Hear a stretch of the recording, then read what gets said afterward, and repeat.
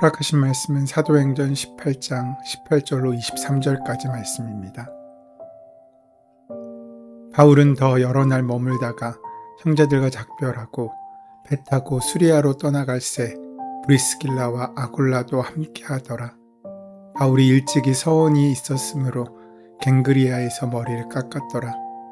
에베소에 와서 그들을 거기 머물게 하고 자기는 회당에 들어가서 유대인들과 변론하니 여러 사람이 더 오래 있기를 청하되 허락하지 아니하고 작별하여 이르되 만일 하나님의 뜻이면 너희에게 돌아오리라 하고 배를 타고 에베소를 떠나 가이사랴에 상륙하여 올라가 교회의 안부를 물은 후에 안디옥으로 내려가서 얼마 있다가 떠나 갈라디아와 부르기아 땅을 차례로 다니며 모든 제자를 굳건하게 하니라.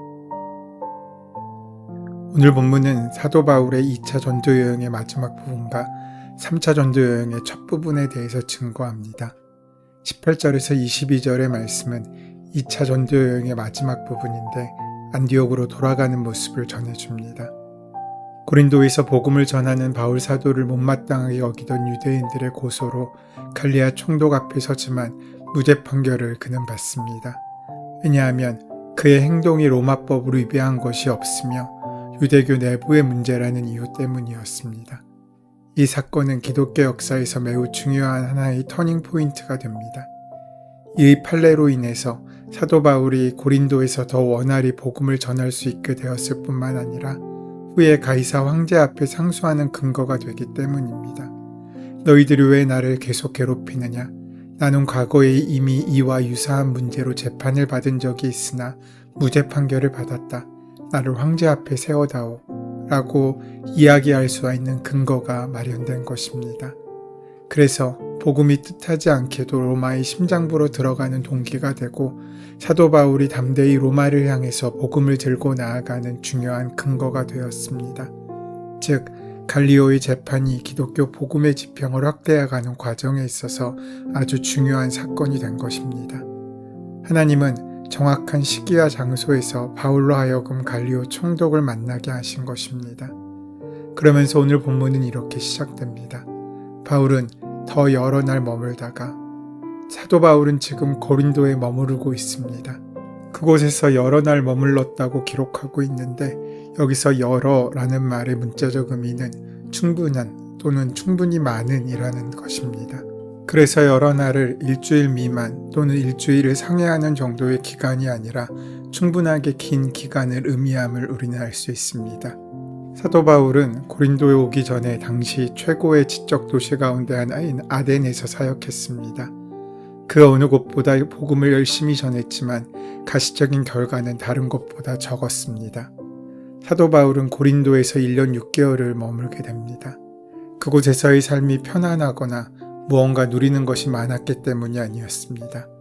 바울은 자신을 대적하는 유대인들로 인해서 법정에 서기도 했습니다. 그리고 고린도는 당시 가장 타락했던 도시 중에 하나였습니다. 그럼에도 바울은 그곳에 충분한 기간 동안 머물렀던 것입니다.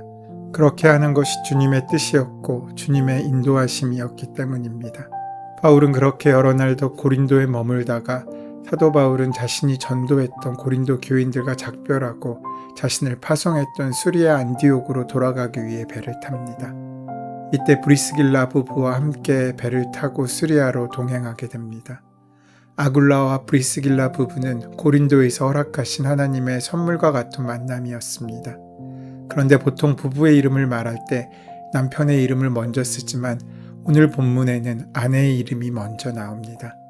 성경에 이 부부의 이름이 5번 나오는데 그 중에서 남편 아굴라의 이름이 먼저 나오는 것은 1번이고 나머지 4번은 아내 브리스길라의 이름이 먼저 나옵니다. 성경에서 이름의 순서는 서열과도 같습니다.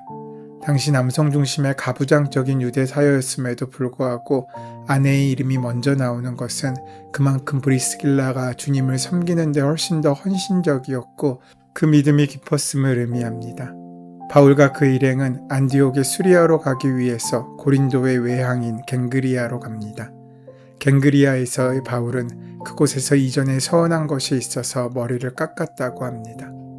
우리나라에서는 머리를 깎는 것은 걸심의 표현으로 보여집니다. 중요한 시험을 앞둔 수험생이 그 시험에 몰두하기 위해 머리를 깎곤 했습니다. 그러나 지금 바울의 경우는 그 반대입니다. 결심을 푸는 행위로 머리를 깎고 있는 것입니다. 이 행위는 나실인 서약을 의미합니다. 이 서약은 남자든 여자든 일정한 기간 동안 자신을 구별하고 그 기간 동안을 하나님께 드리는 것입니다. 나실인 서약의 기간은 일반적으로 30일에서 60일, 100일이었고 길게는 7년을 드리기도 했습니다. 또한 삼손 사무엘, 세례 요한처럼 평생을 드리는 종신 나실인으로 살기도 했습니다. 구약성경의 민수기 6장에 보면 나실인으로 서약한 사람들이 지켜야 할 것이 무엇인지를 말씀해주고 있습니다. 그중 대표적인 준수사항이 3가지가 있는데 먼저 독주와 포도주를 금하는 것입니다. 이것은 단지 금주하라는 명령만이 아닙니다. 팔레스타인의 물은 대부분이 석회수입니다. 그래서 포도주는 물의 대용품으로 사용되었습니다. 그래서 유대인들의 식탁에 빵과 함께 올려진 포도주는 우리나라에서의 반주의 개념이 아니라 물과 음료수의 개념이었습니다. 그럼에도 나실인으로 서약한 사람이 포도주와 독주를 금하는 것은 자신을 더욱 온전하게 하나님께 드리기 위함이었습니다. 두 번째로 시체를 가까이 하지 않는 것이었습니다.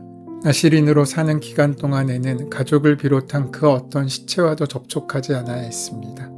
이것은 하나님과의 관계를 최우선 순위에 두는 것입니다. 그리고 3번째로 머리에 칼을 대지 않는 것이었습니다. 이것은 머리로 대표되는 자신의 전부를 하나님께 온전히 드리기 위함이었습니다. 그래서 나실인으로 사는 동안에는 남자든 여자든 머리가 장발이 될 수밖에 없었고 서약 기간이 끝난 다음에야 칼로 머리를 자를 수 있었습니다. 사도 바울은 다메섹으로 그리스도인들을 박해하러 가다가 부활하신 주님을 만났습니다. 아니, 부활하신 주님께서 만나주신 것입니다. 그리고 주님의 사도로 보내심을 받은 바울은 자신의 전부를 주님께 드렸습니다. 그 이후로 유대인들로부터와 이방인들로부터 그리고 강과 바다에서 광야에서 수없이 많은 고난을 당했습니다. 그렇다면 바울 사도는 더 이상 자신을 나실인으로 드릴 필요가 없었을 것 같습니다. 그럼에도 바울은 고린도에 체류하면서 나실인으로 1년 6개월을 지냈습니다. 사도 바울이 고린도에서 나실인 서약을 한 것은 주님을 위해서가 아니라 사실 자신을 위해서였습니다. 우리도 일정한 기간을 구별하여 주님께 우리의 몸과 마음과 영혼을 온전히 드린다면 얼마나 큰 유익이 우리에게 임하게 되는지 경험할 수 있게 될 것입니다. 이렇게 그는 사역자로서 뿐만 아니라 자신을 하나님 앞에 온전히 세우기 위해 몸부림쳤던 것입니다. 그리고 이제 다시 머리를 자름으로 자신을 위해서가 아니라 하나님의 뜻을 따르는 의미에서 사역을 새롭게 시작한다는 의지를 다짐하고 있는 것입니다. 이전에는 자신을 지키기 위해 율법을 지켰지만 이제 율법의 귀한 중심과 은혜를 온전히 만나고 나눌 수 있는 삶을 살기 위하여 그 은혜를 온전히 자신의 몸과 삶으로 누리기 위하여 이제 종교적인 외형과 율법적인 외형에 휘둘리지 않고 하나님께 온전히 나아갈 수 있는 성숙한 사람으로 서게 된 것입니다. 그러면서 그 여정은 안디옥까지 이어져가 됩니다. 갱그리아에서 오늘날 터키 동남쪽에 위치한 시리아의 안디옥까지는 1000km가 넘는 거리에 있습니다. 고대에는 악교를 발라 나무에 붙여 배를 건조했기 때문에 그 배로는 먼 거리를 직행할 수 없었습니다. 그렇게 했다가는 바닷물과 습한 기후 때문에 악교가 풀어져 배가 찢어졌기 때문입니다. 그래서 구간으로 운행하는 배를 갈아타면서 항해한 것입니다. 바울 일행이 겐그리아에서 동쪽으로 출항하는 배 가운데 가장 먼저 승선할 수 있었던 배는 에베소로 향하는 배였습니다. 에베소는 그 당시 로마 제국의 행정구역인 아시아에서 가장 중요한 도시였습니다. 그 크기가 로마 제국의 수도인 로마와 알렉산드리아, 수리아 안디옥과 함께 4대 도시 가운데 하나였던 것입니다. 바울은 이 도시 회당에서도 하나님의 말씀을 전했습니다. 사도 바울로부터 복음을 전해들은 에베소 사람들은 바울에게 에베소에 좀 더 오랫도록 머물면서 계속해서 복음을 전해주기를 요청했습니다. 사도 바울이 에베소에서 가이사랴로 가려고 할 때 에베소 사람들이 그렇게 더 머물러 주기를 강권한 것입니다. 에베소 사람들이 바울이 전해주는 복음을 듣고 너무 좋아 그 말씀을 더 듣고 싶어서 그에게 머물기를 요청하고 있는 것입니다. 그때 바울은 에베소 사람들의 요청을 거절하면서 만일 하나님의 뜻이라면 너희에게 돌아오리라고 대답했습니다. 우리는 만일 하나님의 뜻이라면 이라는 이 말씀에 주목할 수 있어야 합니다. 이것이 바울 사도의 한결같은 태도였습니다. 사도 바울의 삶의 원칙이었습니다. 사도 바울에게 하나님의 뜻은 모든 결정의 이유이고 근간이었습니다. 사도 바울은 자신의 생각, 자신이 좋고 싫은 것, 자신의 감정이나 계획을 이미 십자가에 못 박았습니다. 사도 바울에겐 오직 하나님의 뜻, 그 하나밖에 없었습니다. 바울의 그 말은 하나님께서 허락하지 않으시면 다시는 에베소에 들어가지 않겠다는 말이 아니라 자신은 하나님의 뜻에 순종한다는 의미이기도 하고 하나님께서 다시 에베소를 방문하게 해주실 것이라는 그런 의미이기도 합니다. 그러면서 바울은 본래의 계획대로 수리아의 안디옥을 향해 떠나면서 자신을 대신할 동역자인 브리스길라와 아굴라 부부로 하여금 에베소에 그대로 남아있게 했습니다.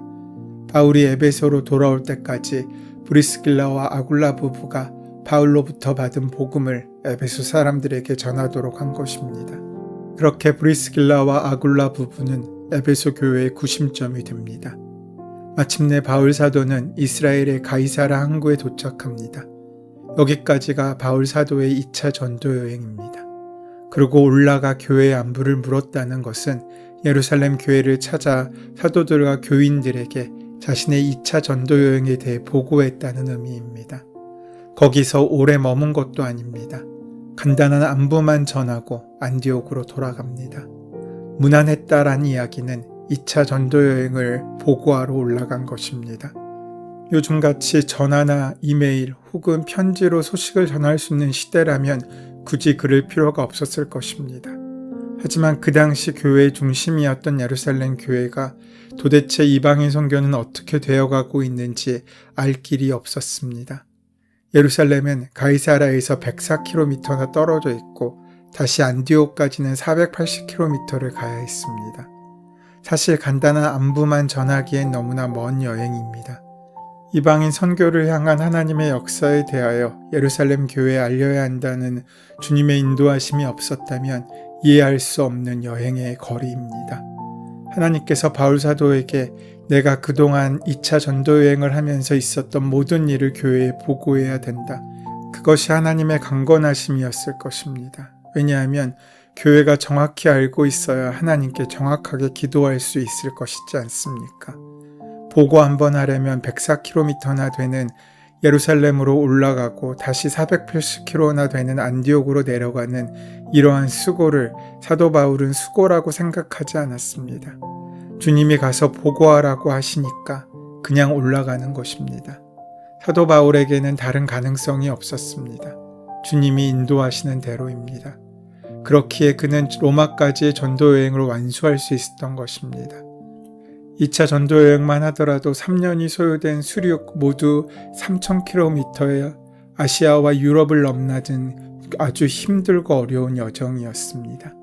자신의 생각과 자신의 좋고 싫음과 자신의 감정에 따라 움직였다면 결코 완수할 수 없었던 전도 여행이었습니다. 사도 바울이 만약 자신의 감정과 원하는 것, 자신의 계획대로만 살았던 사람이라면 조금이라도 그런 것이 앞섰다면 아마 이런 전도 여행은 가능하지 않았을 것입니다. 그리고 다시 3차 전도 여행을 떠납니다. 3차 전도 여행까지 끝내고 이제 로마에 가서 복음을 전하고 거기서 순교하는 것으로 사도 바울의 위대한 선교의 여행은 끝이 납니다. 도대체 사도 바울이 어떻게 그런 여행을 감당할 수 있었습니까? 그 비결은 오직 하나입니다. 주님의 뜻이면 가고 주님의 뜻이 아니면 멈춰 서는 것이었습니다. 그것 외에 다른 원칙은 없었습니다. 이것은 비단 바울 사도에게만 해당되는 문제가 아닐 것입니다. 우리가 주님을 믿고 영접했다면 이제 우리의 삶에도 똑같은 원칙인 것입니다. 하나님의 뜻이라는 분명한 원칙이 살아있을 때 우리는 불가능해 보이는 그 모든 사역도 감당할 수 있습니다.